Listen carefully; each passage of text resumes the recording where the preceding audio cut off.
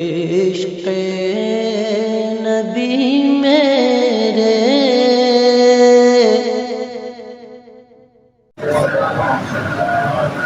نحمده ونصلي ونسلم على رسوله الكريم اما بعد فاعوذ بالله من الشيطان الرجيم بسم الله الرحمن الرحيم قال الله تبارك وتعالى في كلامه العظيم وسلام على عباده الذين اصطفى آمنت بالله صدق الله مولانا العظيم وبلغنا رسوله النبي الكريم ونحن على ذلك لمن الشاهدين والشاكرين والذاكرين والحمد لله رب العالمين.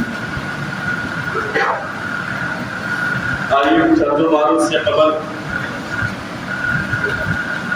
نبی پاک صاحب الاولاد صلی اللہ علیہ وسلم کی بارگاہ قربان میں جھوم جھوم کر درود پاک پڑھ بلند آواز سے پڑھیے اللہم صل علی وآلہ کی بارگاہ صلی اللہ علیہ وسلم. ذرا میں کوئی نیا چہرہ نہیں اور آپ کے درمیان ہی میں رہنے والا ایک اپنا شخص حضرت کی زبان نوازی کہ آپ کے سامنے لا کر کھڑا کر دیا اور بے حد ممنون و مشکور ہوں رب ذوالجلال کا کہ اللہ تبارک و تعالیٰ نے آج ہمیں اپنے محبوب بندے بولتے تو سب ہیں، کوئی گونگا نہیں رہتا آپ کے زمانے میں، ایک گونگا بھی بول پڑتا ہے. بولتے وہ سب ہیں لیکن مسئلہ یہ ہے کہ بولتے کہاں ہے، کس کے بارے میں بولتے. آج کسی کی زبان خالی نہیں، کسی کے ہاتھ سمٹے نہیں رہتے، کسی کے پیر جگہ نہیں رہتے، کسی کی آنکھیں صحیح جگہوں پر نہیں رہتی، ادھر ادھر بھٹکتی رہتی ہے. لیکن سوچنا ہے، سمجھنا ہے کہ ہم کر کیا رہے ہیں، کرنا کیا چاہیے، ہم چل کدھر رہے ہیں، چلنا کدھر چاہیے، ہم بول کیا رہے ہیں، بولنا کیا چاہیے، ہم دیکھ کیا رہے ہیں، دیکھنا کیا چاہیے. کتنا بڑا احسان ہے اللہ تبارک و تعالیٰ کے. اللہ تبارک و تعالیٰ نے آج ہمارے قدموں کو یہ طاقت دی کہ ہم اپنے قدموں کو مسجد کی طرف بڑھائیں. مسجد کی طرف آنا الگ ثواب، کسی کی محفل میں ذکر و اذکار کی محفل میں جانا الگ سے ثواب. کتنے خوش نصیب ہیں ہم کہ ہمارے ہاتھ نعرے تکبیر اللہ اکبر اور نعرے رسالت یا رسول اللہ کے نام پر اٹھتے ہیں. کتنے خوش نصیب ہیں ہم کہ آج ہماری زبان یہاں بول رہی ہے تو دنیا کی گفتگو نہیں ہے، اللہ کی تسبیح و تحلیل. کتنی پیاری ہے یہ آگے کہ آج اللہ تبارک و تعالیٰ نے ہمیں یہ محفل دیکھنے کا موقع دیا. کتنی ہماری پیاری سماعت ہے کہ بابرکت ذات کی بات سننے، ان کی باتوں پر عمل کرنے کی وجہ سے ایک حاصل مسلم لے کر ہم یہاں بیٹھے. ہر کوئی سب کام کرتا ہے لیکن کچھ کام ایسے ہیں کہ جن کے لیے قسمت درکار ہوتی ہے. اگر انسان قسمت والا ہوتا ہے تو وہ کچھ کام کر پاتا ہے، اور انسان کی قسمت میں اگر کچھ الٹا سیدھا ہو تو کرنا بھی چاہے تو نہیں کر پاتا، کرنا بھی چاہے تو نہیں کر پاتا. بہت سے لوگ ایسے جہاں محفلیں ہوتی ہیں، بزرگان دین کا چرچا ہوتا ہے، ان کے ذکر، ان کا بیان، ان کے سوالے حیات کے متعلق گفتگو ہوتی ہے، لیکن قسمت یاوری نہیں کرتی اور وہاں سے وہ سیدھے گزر جاتا، بیٹھتا نہیں کہ دو چار بات سن لے. کچھ لوگ ایسے ہوتے ہیں کہ بیٹھے رہتے ہیں لیکن جب بات بزرگوں کی آتی ہے تو چلے جاتے، جمے نہیں رہتے. اب یہ مسئلہ یہ ہے جو میں بیان کرنا چاہتا ہوں، جو بتانا چاہتا ہوں کہ ہم یہاں جگہ ہیں بیٹھے. اب ذرا دیکھیں کہ ہم یہاں جو بیٹھے ہیں تو اپنی مرضی سے بیٹھے ہیں یا غوث اعظم کی مرضی سے بیٹھے ہیں. ہم جو یہاں بیٹھے ہیں اپنی مرضی سے بیٹھے ہیں یا غوث اعظم کی مرضی سے بیٹھے ہیں. ہر کوئی یہ سمجھے گا کہ ہم تو یہاں آئے ہیں، ٹائم ہے، بیٹھے ہیں، تھوڑی دیر بعد نکل جائیں. جب وقت ختم ہو جائے گا تو گفتگو ختم ہو جائے گی، ہم بھی نکل جائیں گے. سب کو یہی سمجھتا ہے. لیکن ذرا سوچیں اپنے بارے میں آپ نے واقعات سنا ہوگا، لیکن اس کو ذرا ایک انوکھے انداز میں، قسمت والے کے انداز میں سماؤ کریں، اپنی قسمت پر ذرا ناز کریں کہ ہم محبوب خدا کے محبوب نظروں میں اس قدر سمائے ہیں کہ محبوب خدا نے سیدنا غوث اعظم نے ہمیں اپنے محفل میں بلایا، ہمیں اپنے محفل میں بلایا۔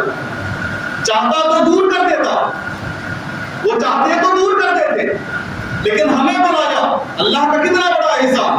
اب ذرا آپ بولیں گے کہ یہ بات صرف زبانی طور پر ہی سننے میں اچھی لگتی ہے، دلیل کہاں ہے؟ تو آئے، یہ جو واقعہ میں بتانے جا رہا ہوں یہ کئی کتابوں میں منقول ہے، اور بہجت الاسرار ایک بہت موٹی کتاب ہے، روایت کے ساتھ واقعات اس میں منقول ہے، سیدنا غوث اعظم رضی اللہ تعالیٰ عنہ کے کرامات بھی منقول ہیں، اس میں بھی یہ واقعہ جو ہے مرحوم ہے۔ بس میں مفہوم آپ کے سامنے رکھ رہا ہوں۔ بیان کرتے ہیں کہ سیدنا غوث اعظم رضی اللہ تعالیٰ عنہ اپنی خانقاہ سے، اپنے دولت قضا سے نکلے، مسجد کی طرف روانہ ہوا۔ آپ کے ساتھ آپ کا ایک مرید، آپ کے ساتھ آپ کا ایک مرید بھی ہے۔ اب اس مسئلہ یہ ہے کہ جب بھی سیدنا غوث اعظم رضی اللہ تعالیٰ عنہ اپنے دولت قضا سے نکلتے، لوگوں کا ایک ہجوم آپ کی طرف جمع ہوتا تھا، لوگ دوڑے چلے آتے تھے، کوئی قدم بوسی کرتے تھے، کوئی ہاتھوں کو چھوتے، کوئی دعائیں لیتے، کوئی آپ کے بدن کو چھوتے، آپ سے تبرک حاصل کرتے تھے، برکت لیتے تھے۔ لیکن اب جو اس بات کو نکلے، مسئلہ بالکل الٹا، ماحول بالکل الٹا، کوئی ملنے نہیں آ رہا ہے، کوئی سلام کو نہیں آ رہا ہے، کوئی دعائیں لینے نہیں آ رہا ہے۔ اب جو مرید پیچھے پیچھے چل رہے تھے، ان کے دل میں یہ بات آ رہی تھی کہ آپ ماجرا کیا ہے، آج کوئی کیوں نہیں آ رہا، آج برکت لینے کے لیے، حضور کے فیض سے خود کو سرشار کرنے کے لیے کوئی آ کیوں نہیں رہا ہے۔ دل میں بات چل رہی تھی، گزر رہی تھی، سوچ ہی رہے تھے، آپ چل رہے تھے ساتھ ساتھ کہ اچانک لوگوں کا ہجوم سیدنا غوث اعظم کی طرف تھا۔ اچانک لوگوں کا ہجوم سیدنا غوث اعظم رضی اللہ تعالیٰ عنہ کی طرف، کوئی سلام کر رہا ہے، کوئی دعائیں لے رہا ہے، کوئی ہاتھ چوم رہا ہے، کوئی قدم بوسی کر رہا ہے، طرح طرح سے جس کو جس طریقے سے فیض چاہیے فیض لے رہا ہے۔ اب جو ہے وہ جو مرید آپ کے ساتھ چل رہا تھا، وہ مرید بہت پیچھے نکل گئے، اب وہ جو ہے بہت پیچھے، لوگوں کی بھیڑ ہے، سیدنا غوث اعظم رضی اللہ تعالیٰ عنہ سے لوگ فیض لے رہے ہیں، سیدنا غوث اعظم رضی اللہ تعالیٰ عنہ چلے جا رہے ہیں، مرید پیچھے ہٹتے چلے جا رہے ہیں۔ سیدنا غوث اعظم رضی اللہ تعالیٰ عنہ کے اپنے مرید کو آواز دی، کہا تم سوچ رہے تھے کہ آج کوئی کیوں نہیں آ رہا ہے، کوئی سلام کے لیے کیوں نہیں آ رہا ہے، کوئی دعائیں لینے کے لیے کیوں نہیں آ رہا ہے؟ سنو سنو، پروردگار عالم نے، اللہ تبارک و تعالیٰ نے بندوں کے اختیارات کو، بندوں کے دلوں کو میرے تصرف پہ کر دیا ہے، میں جسے چاہوں اپنے پاس بلا لوں، جسے چاہوں سبحان اللہ، میرے تصرف میں کر دیا ہے، میں جسے چاہوں اپنے پاس بلا لوں، جسے چاہوں خود سے دور کر دوں۔ غور کریں، کتنی بہترین بات ہے۔ ذرا سوچے، سیدنا غوث اعظم رضی اللہ تعالیٰ عنہ ارشاد فرماتے ہیں جسے چاہوں میں اپنے پاس بلا لوں اور جسے چاہوں میں دور کر دوں۔ اب آپ یہاں آئے، ایک بات ذرا آپ سوچیں کہ اپنے پاس بلایا دشمن کو نہیں جاتا، اپنے پاس بلایا غیر کو نہیں جاتا ہے، اپنے پاس بلایا اپنے محبوبوں کو جاتا ہے، اپنے پاس بلایا اپنے دوستوں کو جاتا ہے، جو ہمارے نور نظر ہوتے ہیں انہیں اپنے پاس بلایا جاتا ہے، ہر کسی کو بلایا نہیں جاتا۔ اب یہاں ہم ایک بات دعوے کے ساتھ کہہ سکتے ہیں کہ ہم سب یہاں جو مسجد میں آ کر سیدنا غوث اعظم رضی اللہ تعالیٰ عنہ کے ذکر میں شرکت کیے ہوئے ہیں، یقیناً سیدنا غوث اعظم رضی اللہ تعالیٰ عنہ ہمیں پسند کرتے ہیں، تبھی وہ اپنی محفل میں بلائے ہیں۔ اگر ہمیں پسند نہیں کرتے تو ہم کہیں ٹھوکریں کھا رہے ہوتے، ہم کہیں بھٹک رہے ہوتے، کہیں گالیاں دے رہے ہوتے، کہیں چغلیاں کر رہے ہوتے، کہیں جھوٹ بول رہے ہوتے، غلط چیزیں دیکھ رہے ہوتے، غلط باتیں بیان کر رہے ہوتے، ہماری نگاہیں کہیں اور رہتی، ہمارے قدم کہیں اور چلتے، ہمارے ہاتھ کسی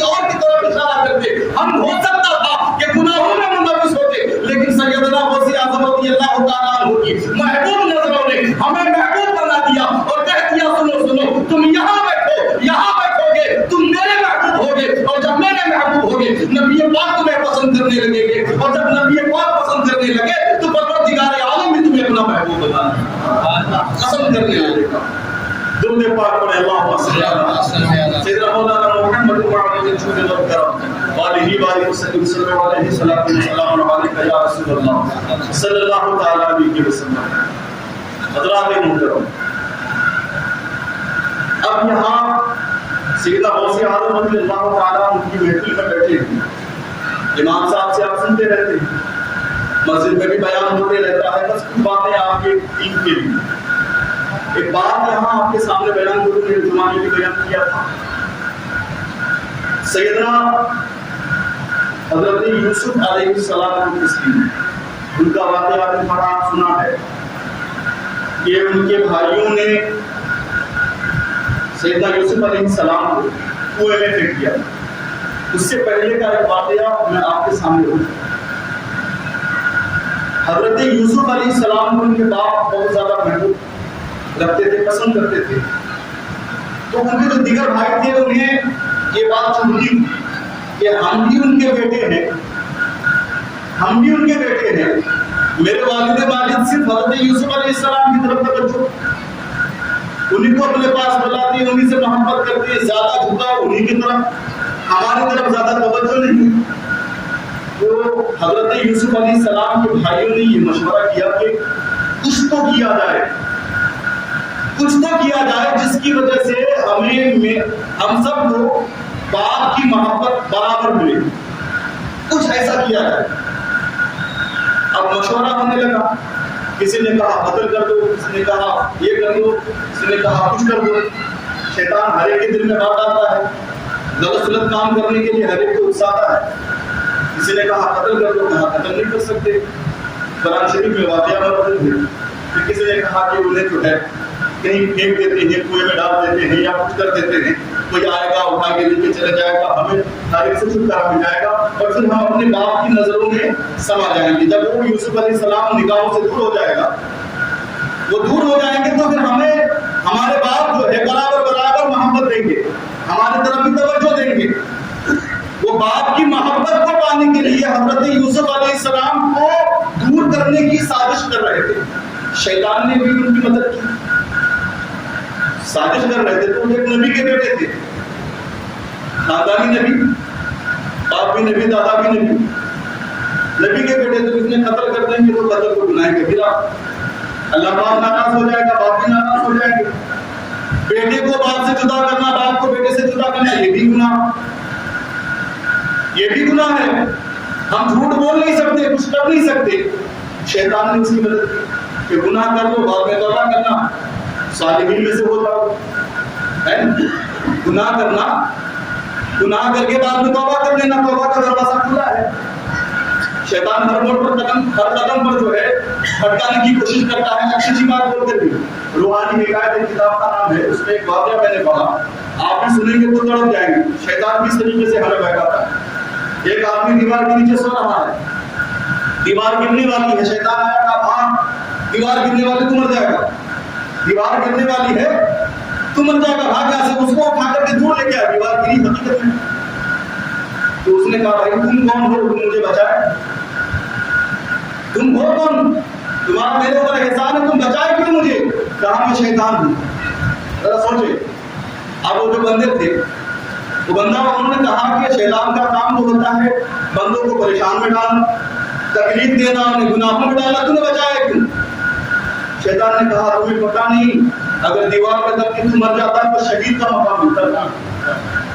देखिए जरा, अगर दीवार में दब के तू मर जाता, शहीद का अजर मिलता, मैंने तुम्हें वहां से हटा करके शहीद के मर्तबे से दूर कर दिया। अब देखिए, एक अच्छा काम करके उसने नीयत गलत है, नहीं नीयत गलत, तो शैतान हर मोड़ पर बहकाता है। हज़रत अमीर मुआविया का वो वाक़या कि एक मर्तबा आपकी नमाज फजर की नमाज कज़ा हो गई, आप रोने धोने लगे, इस कदर रोए कि परवरदिगार आलम जो है आप पर तरस खाकर आपको कई नमाजों का सज़ा अता फरमाए। शैतान को ये बात गवारा नहीं हुई। दूसरे दिन फिर हज़रत इमाम अमीर मुआविया रज़ियल्लाहु ताला अन्हु की आंख लगी तो शैतान आकर के दरवाजा खटखटाया, हज़रत नमाज का टाइम हो गया है, नमाज का टाइम हो गया। हज़रत अमीर मुआविया उठे, कहा तुम कौन मुकाम है शैतान का? शैतान का काम तो नमाज से दूर करना होता है, अल्लाह से दूर करना होता है। तुम मुझे नमाज की तरफ लेके जा रहे हो, नमाज का वक्त बता रहे हो, मसला क्या है? कहा कि आप जो उस वक्त उन्हें दिन जो आप नमाज छोड़े थे, रोए थे, अल्लाह तबारक व तआला ने उसकी वजह से आपको कई नमाजों का सवाब दिया। मैं नहीं चाहता कि आपको ज्यादा नमाजों का सवाब मिले, आगे की नमाज पढ़ो, एक ही नमाज का सवाब मिले। तो शैतान हर मोड़ पर बैठाता है, अच्छी बात बोलकर भी, खराब बात बोलकर भी। तो वहां पर भी हजरत यूसुफ अलैहिस्सलाम की भाइयों को कहा, तुम ऐसा कर डालो, बाप को बेटे से अलग कर दो, बाप में तौबा कर लेना, फिर तुम सालिह हो जाओगे, तुम सालिहीन में से हो जाओगे। और उन्होंने कर दिया, उन्होंने कर दिया। हजरत यूसुफ अलैहिस्सलाम को दूर कर दिया। अब जरा आगे आए हजरत गौसी आज़म रज़ियल्लाहु ताला अन्हु की बारगाह की तरफ। सैयदना गौसी आज़म रज़ियल्लाहु ताला अन्हु काफिला के साथ चल रहे थे, इनके लिए बगदाद जा रहे। रास्ते में जगह ने लूट लिया, आपको छेड़ दिया, घेर लिया। जब हर तरफ से आपको, आपके काफिला वालों को घेर लिया गया, सामान जब्त कर लिया गया, पूछा गया आपके पास भी कुछ है? उन्होंने कहा हाँ मेरे पास भी 40 दिरहम या दिनार जो पैसे हैं हमारे पास हैं। तो बोलकर चले गए। कहा ये बच्चा मजाक कर रहा होगा, डर गया होगा, कुछ भी बोल रहा है। 2-3 बार ऐसे ही पूछा गया। यहाँ पर भी सवाल ये होता है, सैयदना गौसी आज़म रज़ियल्लाहु ताला अन्हु को शैतान नहीं पड़ता कि झूठ बोल लो, अपना पैसा बचा लो और बाद में फिर तौबा कर लेना। बात बताया आपको, झूठ बोल लो, बाद में फिर अल्लाह तबारक व तआला की बारगाह में आकर रो लेना, गिड़गिड़ा लेना, तौबा कर लेना। अल्लाह पाक तौबा कबूल करने वाला है, वो तमाम है, तौबा कबूल कर लेगा। झूठ बोल के अपना पैसा बचा लो, अपने आप को बचा लो। आज हम करते हैं, आज कोई ऐसा घर नहीं जिसमें झूठ की वजह से रिस्क नहीं आता। अल्लाह बचाए, अल्लाह माशाअल्लाह कह नहीं सकते, मकसद नहीं रख सकते, लेकिन एक बता रहा हूं, बिजनेस के मामले में झूठ का कारोबार, दोस्तों से झूठ बोलते, करते कुछ और है, बोलते कुछ और है। यहाँ तक इमाम लोगों से भी झूठ बोलते, जाते कहीं और है, बोलते कहीं और है। मस्जिदों में आकर की करते कुछ और है, बोलते कुछ और है। फिर बाद में आकर क्या सोचते हैं कि तौबा का मौका मिलेगा, तौबा करने के अल्लाह पाक माफ फरमा देगा। सैयदना गौसी आज़म रज़ियल्लाहु ताला अन्हु की सीरत देखें। डकैतों ने घेर लिया, पूछा गया आपके पास पैसा है? सैयदना गौसी आज़म ने झूठ नहीं कहा कि नहीं मेरे पास पैसा नहीं है, कोई रुपया दौलत नहीं है, कोई माल नहीं है। झूठ बोल सकते थे, उनको भी ये मसला मालूम था कि बाद में झूठ बोल के तौबा कर सकते हैं, लेकिन आपने झूठ नहीं बोला। झूठ नहीं बोला किसके लिए? माल बचाने के लिए। आज हम माल कमाने के लिए, दुनिया पाने के लिए तरह तरह की झूठी बातों को इजाद कर देते हैं, तरह तरह की झूठी कहानियां बना डालते हैं। लेकिन सैयदना गौसी आज़म रज़ियल्लाहु ताला अन्हु के दीवानों, जरा सैयदना गौसी आज़म की सीरत देखो। उन्होंने झूठ बोलकर अपना माल नहीं बचाया, अपना ईमान खराब नहीं किया, अपने आमाल को खराब नहीं किया, अपने किरदार पर दाग आने नहीं दिया, सच बोला, अपने माल की परवाह नहीं की। कहा माल जाए तो जाए, लेकिन सच बोलूंगा, झूठ बोलकर अपने किरदार पर दाग नहीं करूंगा, परवरदिगार आलम को नाराज नहीं करूंगा। फिर परवरदिगार आलम ने सच बोलने की जो अल्लाह तबारक व तआला ने उसकी वजह से जो दौलत अता फरमाई सैयदना गौसी आज़म रज़ियल्लाहु ताला अन्हु को, जरा देखें कि उसी वक्त जो है सारे के सारे डकैतों ने मिलकर आपके हाथ में तौबा की, सारे काफिला वालों को उनकी दौलतें मिल गई, उनका सामान मिल गया। ऐ ईमान वालों, सैयदना गौसी आज़म की बातें सुनने वालों, आज भी अगर हम सच का दामन थाम कर आगे बढ़े, अपनी जिंदगी को परवान चढ़ाए, तो याद रखें सच की वजह से हमारा माल बर्बाद नहीं होगा, हमारा माल बर्बाद नहीं होगा,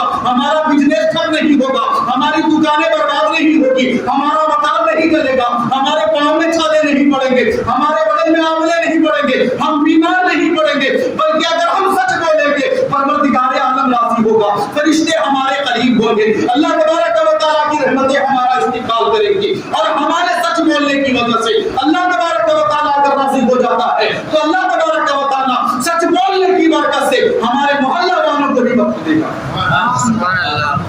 आप ये ना समझें कि झूठ बोलने के बाद तौबा करने के लिए हमारे पास बहुत वक्त है, लेकिन झूठ ना बोले। झूठ बोलने से एक बदबू निकलती है जिससे रिश्ते दूर भाग जाते हैं। رحمت کے فرشتے دور چلے جاتے، پھر ہم طرح طرح سے مصیبت میں مبتلا ہو جاتے۔ ہر آدمی کے ساتھ کئی فرشتے ہیں، ہم کو صرف یہ پتا ہے کہ کرامن کاتبین دونوں کندھے پر اچھے برے اعمال لکھ رہے ہیں، لیکن ہمارے آنکھوں کی حفاظت کے لیے بھی فرشتے، ہمارے زبان کی حفاظت کے لیے بھی فرشتے، ہمارے کان کی حفاظت کے لیے بھی فرشتے۔ اللہ تبارک و تعالیٰ نے ہمیں پیدا فرمایا، ہماری حفاظت کے لیے کئی فرشتوں کو مقرر فرمایا۔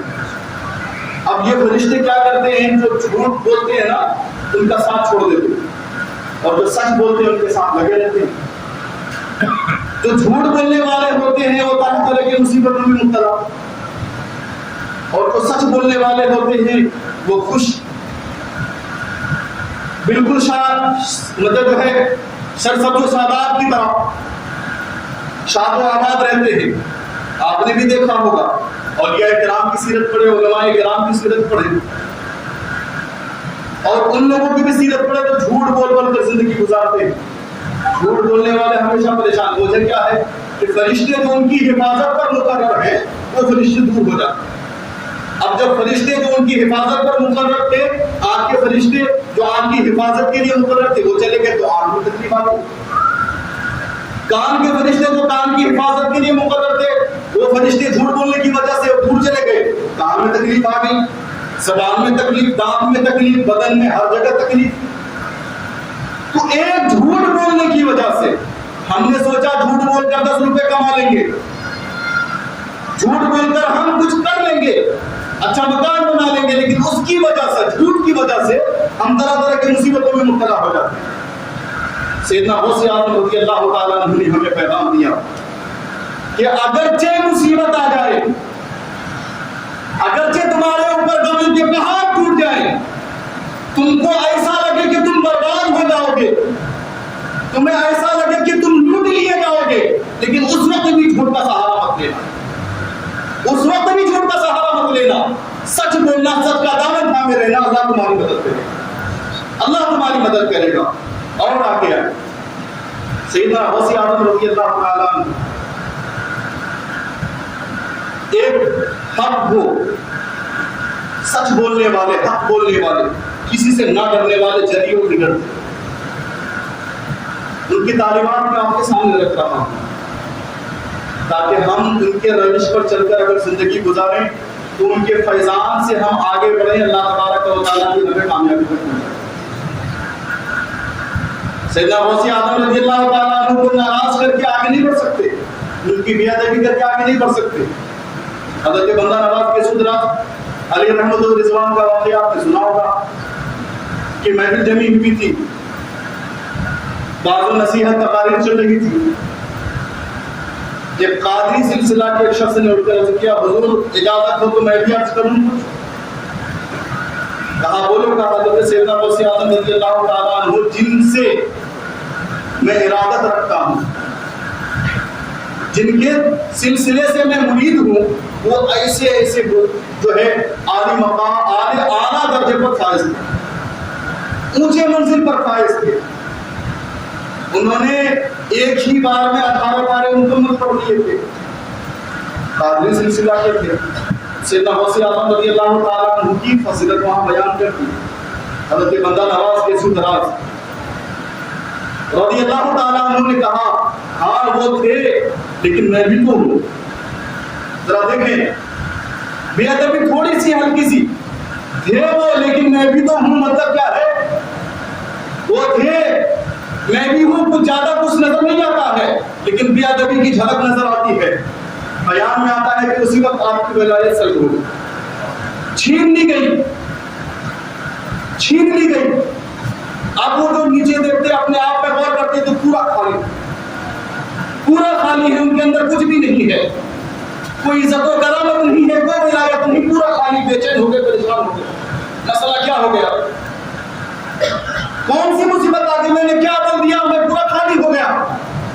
اسی وقت اپنے پیر و مرشد کو پکارتے ہیں، ان کے پیر و مرشد حضرت محبوب الہی نظام الدین کے خاص خلیفہ حضرت نصیر الدین چراغ دہلوی علی رحمۃ و رضوان، انہوں نے پکارا اپنے پیر و مرشد کو، حضرت بندہ نواز کے سدرا، یہ وہ جگہ ہے نا گلبرگہ شریف میں جہاں پر دعائیں قبول ہوتی ہیں، جو بھی جاتا ہے دعائیں مانگتا ہے ان کی دعا قبول ہوتی ہے. انہوں نے اپنے پیر و مرشد کو پکارا. پیر و مرشد پلک جھپکتے ہی وہاں حاضر ہو گئے. کہا کیا ماجرا ہے, پکار رہے ہو, کیا وجہ ہے؟ کہا حضور میں پورا خالی ہو گیا, میری ولایت سلب ہو گئی. کہا کیا ہوا؟ کہا ہوا کچھ نہیں, مجھے کچھ یاد نہیں. ہاں بس اتنا ہے کہ میں نے ایسا ایسا کہا کہ میں بھی تو ہوں. غوث اعظم رضی اللہ تعالیٰ عنہ کے مقابلے میں کہا میں بھی تو ہوں. ان کے مقابلے میں سیدنا حضرت نصیر الدین جناب دہلوی رضی اللہ تعالیٰ عنہ اپنے سر کو جھکاتے ہیں, مراقبہ کرتے ہیں اور کہتے ہیں ہاں حضور سیدنا غوث اعظم رضی اللہ تعالیٰ عنہ جلال میں ہیں, جلال میں ہیں. تم نے ان کی بے ادبی کی ہے, گستاخی کی ہے, اس کی وجہ سے تمہاری ولایت سلب ہو گئی. ولایت چھیننے والے کون؟ سیدنا غوث اعظم رضی اللہ تعالیٰ عنہ. کس وجہ سے؟ ادنا سی تھوڑی سی بے ادبی, تھوڑی سی بے ادبی, چند جملے, اور ان بے ادبی کی وجہ سے اتنے بڑے ولی کا مقام, اتنے بڑے مقام پر فائز رہنے والے بندہ نواز کی سدرات رضی اللہ تعالیٰ عنہ خالی ہو گئے. آپ کیا کیا جائے, کیا کیا جائے؟ حضرت نصیر الدین جناب نے کہا کہ مطلب جلال میں ہیں, جلال میں رہیں تو وہ جو ہے جندوں کو مردہ کر دیا کرتے ہیں, بے ادبی کرنے والوں کو سزا دیتے ہیں, لیکن جب ان کا جلال ٹھنڈا ہوگا, جب ان کا غضب ختم ہوگا, تب پھر ان کی بارگاہ میں عرض کریں گے. ایک بہت بڑا واقعہ ہے, ایک بے ادبی کی وجہ سے, ایک بے ادبی. اور بھی ہے بہت سارے واقعات. آپ کا غضب, آپ کا جلال اتنا خطرناک ہوا کرتا تھا کہ آپ تقریر کر رہے تھے, بات و نصیحت کر رہے تھے, چیل, ایک جو چیل ہے آسمان پر چی چی کرتے ہوئے, آواز کرتے ہوئے اڑتا ہوا جا رہا تھا. سیدنا غوث اعظم نے نگاہ جلال ڈالی اور سیدھے پہ اٹھتے ہوئے سجدے پہ گر پڑا. غضب کی حالت میں رہتے تھے, سب ڈرتے تھے, اولیاء بھی ڈرتے تھے. حضرت سیدنا غوث اعظم رضی اللہ تعالیٰ عنہ بہت ہی نڈر, حق کو بے بات ہوا کرتے تھے. بغداد شریف میں جب آپ وہاں واضح نصیحت کیا کرتے تھے تو وہاں کے خلیفہ نے, وہاں کے حاکم نے ایک شخص کو جس کا نام ابو الوفا یحییٰ تھا, قاضی کے عہدے پر فائز کر دیا. اور یہ تھا بڑا ظالم و جابر, ظلم و زیادتی کرنے والا, ناشکری کرنے والا, ظالم و جابر شخص تھا. وہاں کے خلیفہ نے اسے قاضی کے عہدے پر فائز کر دیا. سیدنا غوث اعظم رضی اللہ تعالیٰ عنہ منبر پر چڑھے, تنہائی میں نہیں, منبر پر چڑھے اور خلیفہ وقت کو للکار کر کہا, اے خلیفہ, آج تو نے جس کو قاضی کے عہدے پر فائز کیا ہے وہ ظالم و جابر شخص ہے, اللہ کے بندوں کو ستانے والا آدمی ہے.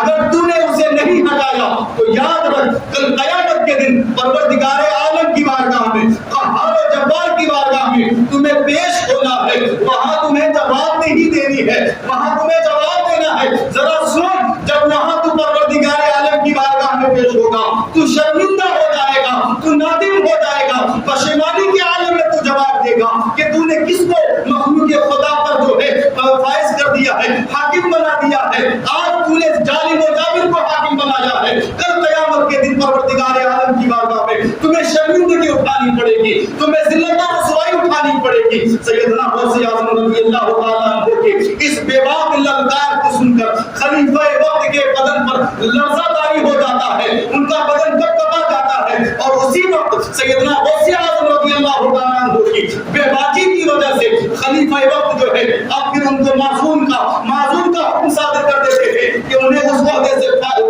ہٹا دیا جاتا ہے. اب اسی طریقے سے سیدنا غوث اعظم رضی اللہ تعالیٰ عنہ کی بارگاہ میں ایک امیر شخص آتا ہے اور آپ کی بارگاہ میں درہم و دینار کی تھیلی پیش کرتا ہے. کہا حضور اسے قبول فرما لیں, حضور اسے قبول فرما لیں. سیدنا غوث اعظم رضی اللہ تعالیٰ عنہ اس سے نظر انداز کرتے ہیں, اسے دور کرتے ہیں. کہا میں اسے نہیں قبول کرتا, اسے لے کے جاؤ. سیدنا غوث اعظم आज़म रज़ी अल्लाह तआला अन्हु की बारगाह में, वो अमीर शख्स जो है इसरार करते रहता है, हुजूर कबूल फरमा ले, कबूल फरमा ले। सैयदना गौसे आज़म रज़ी अल्लाह तआला अन्हु उस शख्स की तरफ देखते हैं, उनका थैला उठाते हैं और फिर उसकी रहमत इनायत से भरे हुए थैली को जब निचोड़ते हैं तो उससे खून का कतरा टपकता है। कहा तू ये मुझे पेशकश कर रहा है, तू ये मेरे सामने मेरे पास हथियार लाया है, इससे खून टपक रहा है, ये कमाई तेरी हलाल कमाई नहीं है, ये कमाई तेरी पाक रोजी की कमाई नहीं है। तूने मखलूक के खुदा को सताकर उन पर जुल्म और ज्यादती करके उनका नाहक माल खाकर ये माल जमा करके तू मुझे तोहफा दे रहा है, सोच रहा है मैं कबूल कर लूंगा, ले जा, मैं इसे कबूल नहीं करता, हक वाले को उसका हक दे दिया कर। हज़रात मोहतरम अब जरा गौर करें, सैयदना गौसे आज़म रज़ी अल्लाह तआला अन्हु की सीरत देखें और अपने दामन को झांके।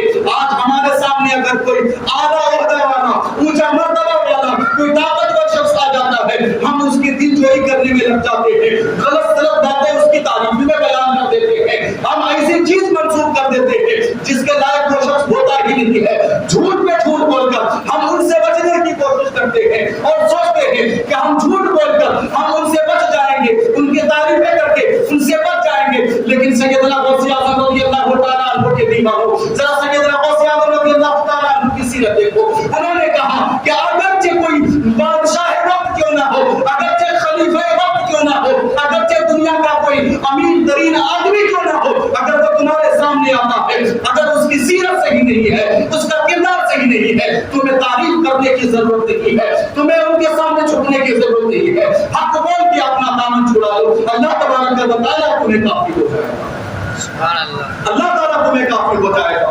अब जरा यहाँ एक हदीस आपके सामने रखूं, अल्लाह के नबी सल्लल्लाहु अलैहि वसल्लम ने इरशाद फरमाया कि ईमान के 3 दर्जे, ईमान के 3 दर्जे। कहीं अगर बुराई देखो और तुम्हें उसको हाथ से रोकने की ताकत हो तो उसको हाथ से रोको, ये ईमान का आला दर्जा। और अगर तुम्हें हाथ से रोकने की ताकत नहीं है तो फिर तुम जबान से रोकने की कोशिश करो, ये जो है औसत दर्जा। और अगर तुम्हें हाथ से रोकने की ताकत भी नहीं है, जबान से बोलने की भी ताकत नहीं है, तो फिर जो है उसे तुम अपने दिल में बुरा डालो, ये ईमान का अदना दर्जा, ईमान का अदना दर्जा। अब जरा इस हदीस की रोशनी में अपनी जिंदगी देखें। हमारे सामने हमारे घरों में लोग बेहयाई में मशगूल होते हैं, हमारी माएँ, हमारी बहनें, हमारी बेटियां, हमारे भाई, हमारे बेटे नमाज नहीं पढ़ते, हमें ताकत नहीं होती कि हम अपने बेटों को बोले नमाज पढ़नी चाहिए, हम उन्हें धमका नहीं सकते, हम उन्हें बोल नहीं सकते। हमारी बेटियां नमाज नहीं पढ़ती, कौन की बेटियां नमाज नहीं पढ़ती, लेकिन हम उन्हें बोल नहीं सकते। ये क्या है? जरा सोचे, नबी पाक सल्लल्लाहु अलैहि वसल्लम ने इरशाद फरमाया कहीं बुराई हो तो उसके रोकने के 3 तरीके हैं। पहला तरीका यह है कि हाथ से रोको, दूसरा तरीका यह है कि जबान से रोको, और नहीं रोक सको तो फिर दिल से उसको बुरा डालो। आज हम अपने बेटों को जब नमाज के लिए नहीं बोल पाते, अपने घर वालों को नमाज के लिए नहीं बोल पाते, हम नमाज पढ़ रहे होते, हमारे बेटियां हमारे बेटे, हमारे घर वाले मोबाइलों में, टीवियों में मशगूल होते हैं और हम उस पर खामोशी इख्तियार कर रहे होते हैं। हम ईमान के किस दर्जे पर हैं? सैयदना गौसे आज़म रज़ी अल्लाह तआला अन्हु की दीवानगी हमारे अंदर है या नहीं है? उनकी सीरत हम अपनाए या नहीं अपनाए? हम सच बोले या नहीं बोले? हम अगर अपने बच्चों को नमाज की तरफ नहीं ला सकते तो उसमें कहां से बोलेंगे? आज लोग बोलते हैं कि सुन्नियत जो है सिर्फ नाम के लिए रह गया, तबलीग वाले घर घर जाकर लोगों को नमाज के लिए लेके जाते हैं। दूसरी गिरोह के लोग जिनके अकायद बातिल हैं, बातिल अकायद वाले, खुराफात दिमाग वाले, दीन के नाम पर हम सुन्नियों को धोखा दे रहे हैं। और हमारे अंदर ये कशिश नहीं है कि हम झुके जरा दीन की तरफ, अपने घर से इब्तिदा करें, अपने घर से शुरुआत करें, अपने घर वालों को नमाज की तरफ लेके जाए, फिर रिश्तेदार वालों को, खानदान वालों को नमाज की तरफ लेके जाएंगे। हम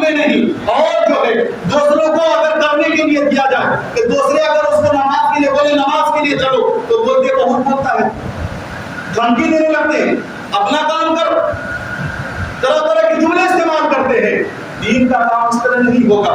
دین کا کام سیدنا غوث اعظم رضی اللہ تعالیٰ عنہ کی سیرت کو اگر عام کرنا ہے تو ہمیں جھکنا پڑے گا.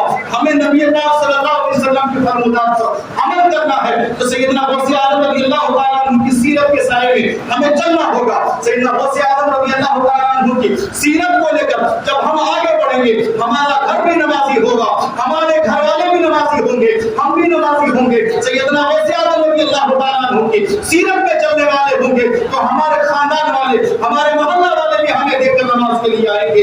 لیکن سیدنا غوث اعظم رضی اللہ تعالیٰ عنہ کے نام پر اپنے آپ کو سجانے والے سیدنا غوث اعظم رضی اللہ تعالیٰ عنہ کی سیرت پر بھی اپنے من کو سجاؤ تو اللہ تبارک و تعالیٰ ہمیں بھی اپنی بارگاہ میں قبولیت عطا فرمائے. سلام علی عبادہ الذین اصطفیٰ. اللہ کے چنندہ بندوں پر سلامتی ہو. بس اتنی دعا کے ساتھ کہ اللہ تبارک و تعالیٰ ہمیں صحیح طریقے سے سیدنا غوث اعظم رضی اللہ تعالیٰ عنہ کی سیرت پر چلنے کی توفیق و رفیق عطا فرمائے. وآخر دعوانا الحمد للہ رب العالمین. استغفر اللہ رب العالمین. السلام